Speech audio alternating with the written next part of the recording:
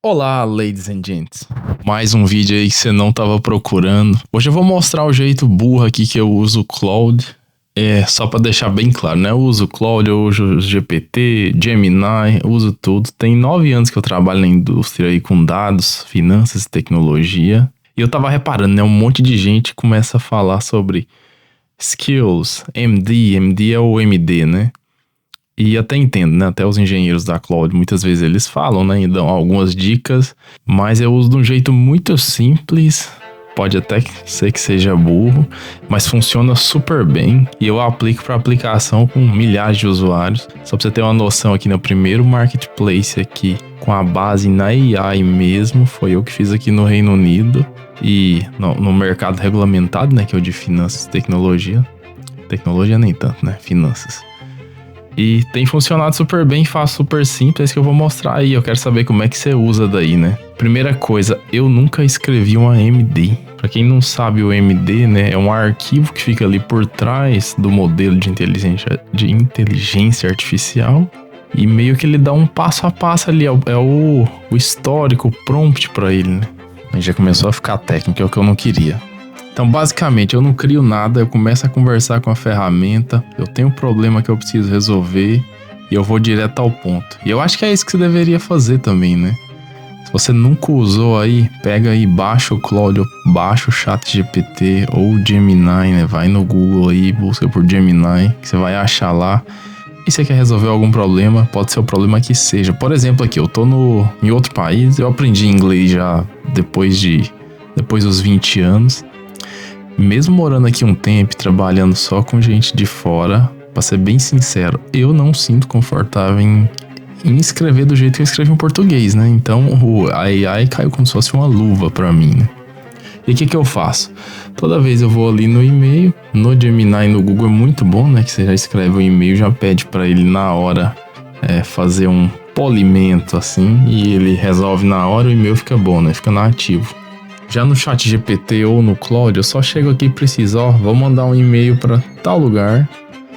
Preciso que você coloque isso em inglês nativo, se eu tô no Reino Unido, britânico.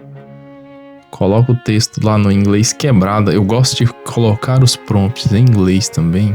Até porque por trás ali do prompt, se você coloca em português, ele vai traduzir muitas vezes para inglês. Por quê? Porque é a língua mais falada que tem no mundo, né? Então, todos os modelos de AI, eles são treinados majoritariamente em inglês. E depois sim, eles treinam em outras línguas.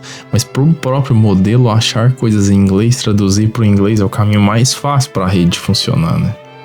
É igual a gente aqui, né? A gente brasileiro, ou português, ou angolano, seja lá de onde você for que você está assistindo, quando a gente está na nossa língua, que a gente treinou a nossa cabeça na maioria do tempo, né, desde criança, é muito mais fácil as coisas acontecer. A nossa rede neural ali vai buscando a informação de uma forma muito mais simples.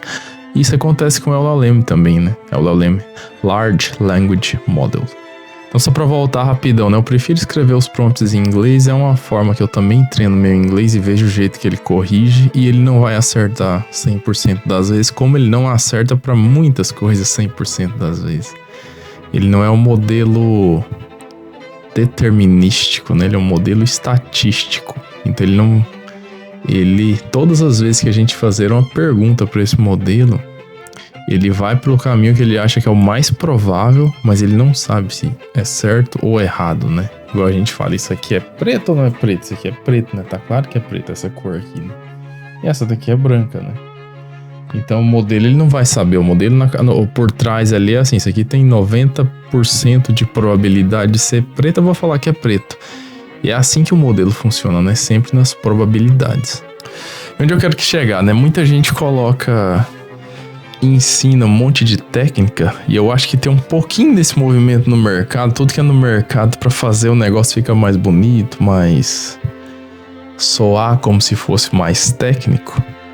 Aí começa a vir jargão, um monte de nome interessante para uma coisa que eu acho que é simples. Talvez eu tô simplificando muito porque eu também sou da área, então já tem muitos anos que eu trabalho com modelo e o LLM chegou, mas a gente já trabalhava com machine learning e tudo. Mas, no geral, ele é feito para ser simples, como se fosse um WhatsApp. Você quer resolver seu problema, você vai lá e conversa na hora. E os caras são pagos. E uma fortuna, por sinal, né? E ele é pago para simplificar a resposta e para fazer com que o usuário haja ali, né? Troque mensagem de uma forma simples, realmente como se fosse um WhatsApp. E que se você ficar enchendo ele de informação e ficar criando contexto para todas as conversas, primeiro você vai estar gastando mais. E se você começar a usar o Claude, por exemplo, você vai perceber que os tokens acabam super rápido, principalmente para tarefas mais pesadas. E você não vai estar usando o que ele tem de melhor, né? Os engenheiros por trás dele estão treinando ele para ele entender o que você quer com pouco contexto, né? Dessa forma é bom pro modelo e bom pra gente, né? Porque ele não gasta tanta energia do lado de lá, tanta memória RAM. E do nosso lado aqui, a GPUs, né? Da NVIDIA. Do nosso lado aqui, a gente também não gasta muito token, né? Pra pagar isso. Então, o que eu indico e o que eu uso e o que eu uso não só pra mim, mas nas aplicações que eu faço também. Se você não for fazer algo super repetitivo, que toda vez você precisa com que ele haja daquela forma, cara, não cria nada, vai. Só conversa no simples e resolve. Agora, se você faz uma coisa muito repetitiva, uma tarefa, vamos voltar ao meu exemplo do e-mail aqui agora, né? Toda vez eu vou pedir para ele, traduz o e-mail com inglês nativo de tal lugar, se toda vez eu vou fazer isso para a resolução do problema, que é o e-mail, o que eu indico aqui, né? Cria um projeto. Vai no projeto você faz a descrição lá, né? Projeto tradução de e-mail. Toda vez você vai lá e coloca, e você já deixa a descrição no projeto. Traduza de forma nativa e coloque de uma forma curta, que não pareça AI. Muita gente coloca assim, né? Tira os hífens, eu odeio aquele hífen. Não sei por que eles colocaram isso. Ninguém usa hífen pra conversar no dia a dia, digitar, escrever, né? Mas tá lá, só um desabafo.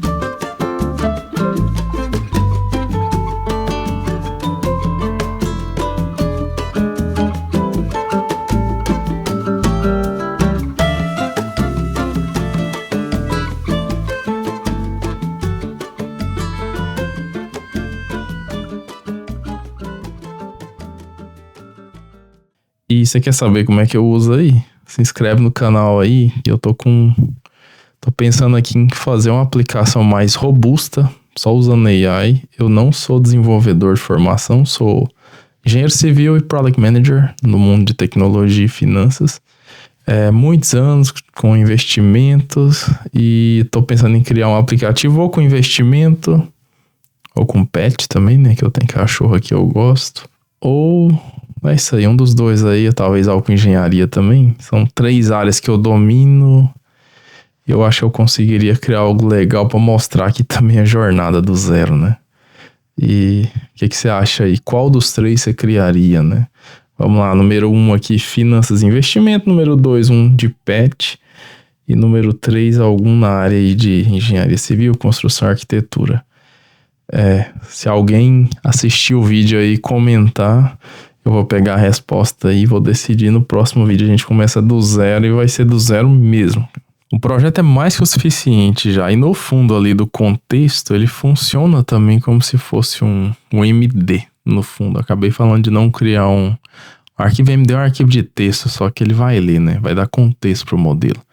Só que você não vai estar criando ele para dar contexto em cima de tudo que ele for fazer, né?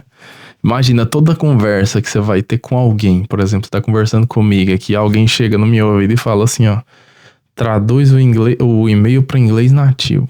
Tudo que eu vou responder, eu tô falando de futebol, chega essa informação no meu ouvido. Cara, é uma informação a mais no meu cérebro que eu vou ter que descartar, vou ter que pensar naquilo, descartar e fazer a outra coisa que eu tô pensando. Então o modelo funciona também assim, né? Igual um crédito.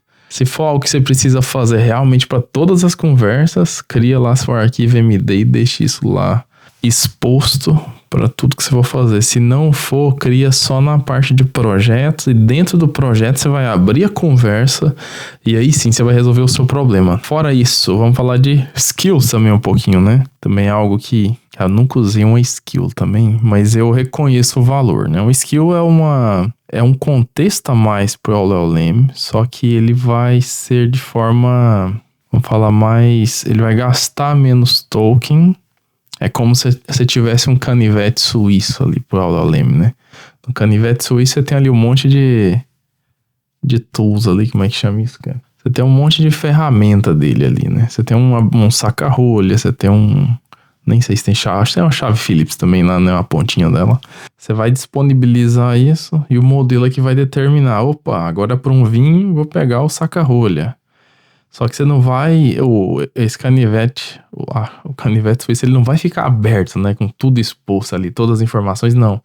Ele vai ter só o nome, só o label pro modelo, né. E aí vai estar lá, saca-rolha, por exemplo, é o nome. E aí o modelo vai ter que entender, opa, saca-rolha é pra abrir um vinho, então eu vou usar essa ferramenta aqui. Diferente de você chegar lá e descrever, ó, toda vez que alguém chegar e pedir um vinho, você vai ter que pegar um saca-rolha. História mais doida, não inventei isso agora. Não tem nada de roteiro aqui.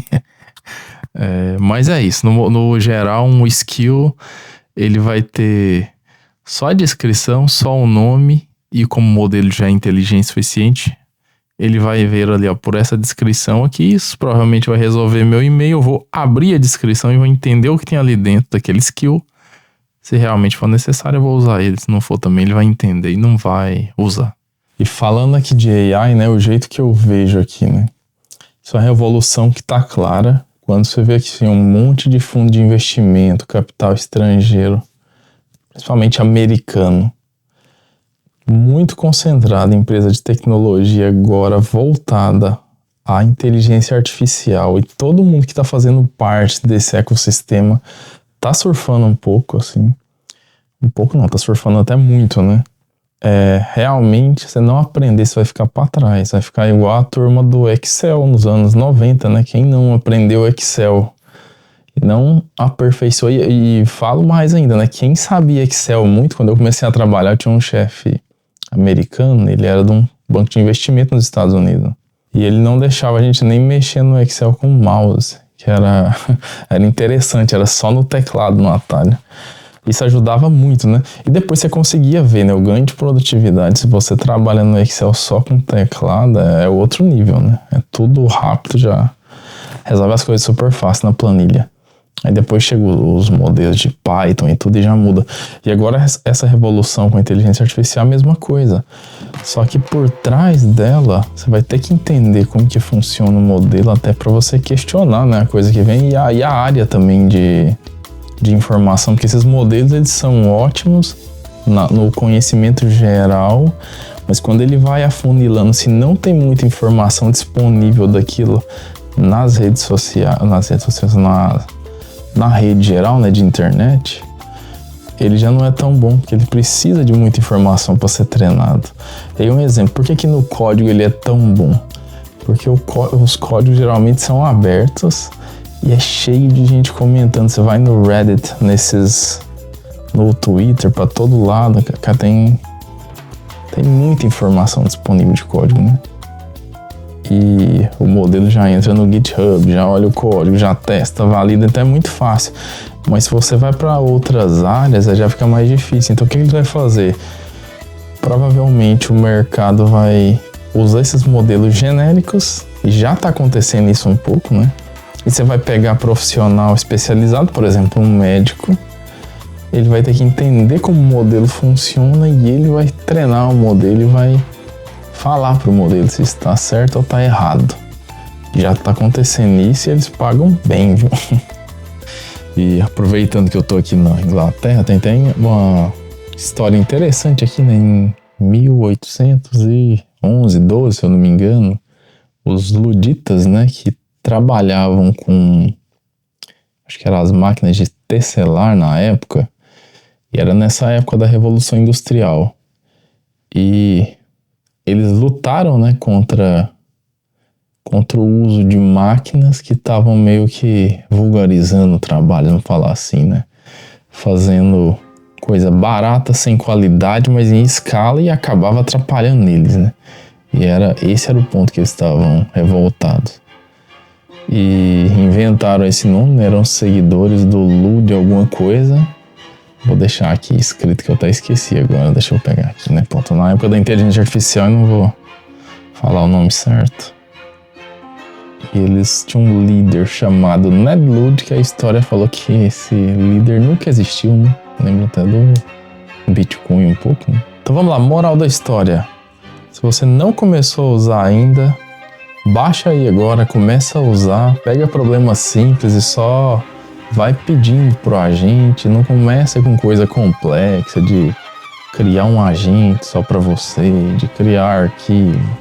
Não, começa bem simples, começa no chat, você vai desenrolando com o próprio chat. Você vai pedindo para ele, né? Se ele não resolver o seu problema, sei lá, você mexe com o Excel, coloca suas vendas ali no Excel, pede para ele organizar, te dá algum insight. O que é um insight? Dá uma ideia diferente, né?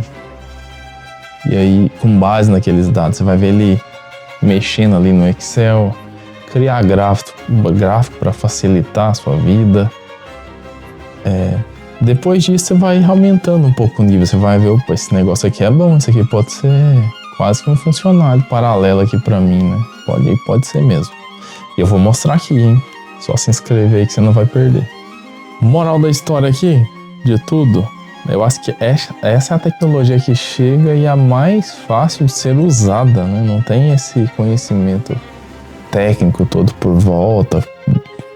Por exemplo, linguagem de programação, fenomenal, só que você precisa dedicar muito tempo, muitas horas, né? Aqui não, né? Você precisa de saber o que está por fora da tecnologia, né? Para você poder validar ou não, né? A tecnologia que ela conversa, né? Conversar, quase todo mundo consegue, né? Então, se você não entrou nessa, você vai ter que aprender a conversar, a usar poucos tokens, dar as informações, palavras-chave corretas. E é isso, mas é muito mais fácil do que parece. E, cara, só começa a usar. Baixa aí. Quem não começou, começa a usar. E isso aqui vai ser o básico para todo mundo daqui a um tempo, né? Se você não tiver o básico, você vai ficar para trás.